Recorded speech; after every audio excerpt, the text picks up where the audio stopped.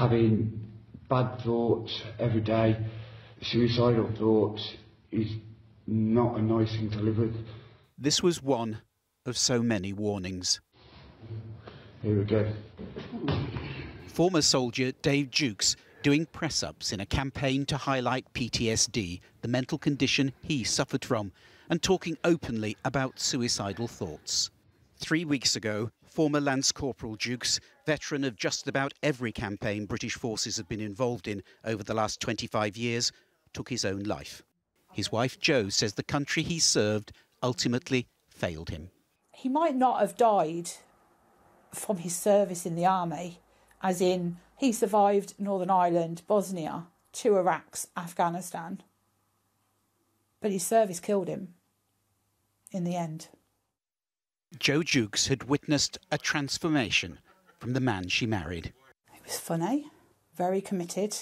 All he ever wanted was to be part of a family and feel that he belonged somewhere. But from caring family man, he would become a threat to his family. For the things Dave Jukes had seen and done during his service with the Staffordshire Regiment returned home with him. After being diagnosed with post-traumatic stress disorder, Dave Jukes had to leave the army, but the mental scars never left him.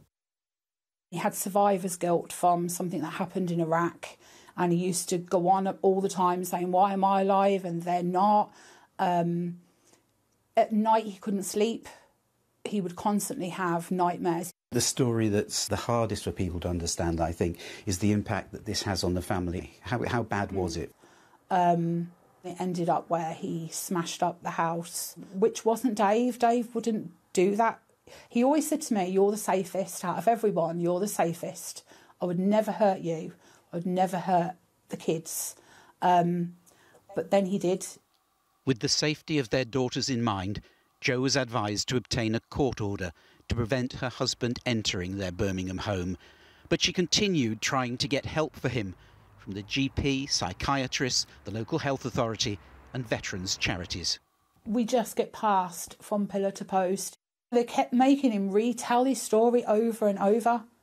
And really what he needed was one person that knew his story so that he didn't have to keep reliving those traumas over and over, because that just made him worse.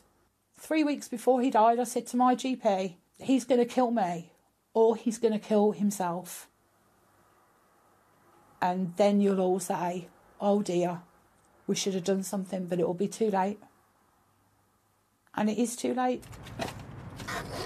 Too late, because the veteran infantryman took his own life in the alleyway alongside the family home where he'd been sleeping rough and where he was discovered by a court official who'd come to serve papers on him.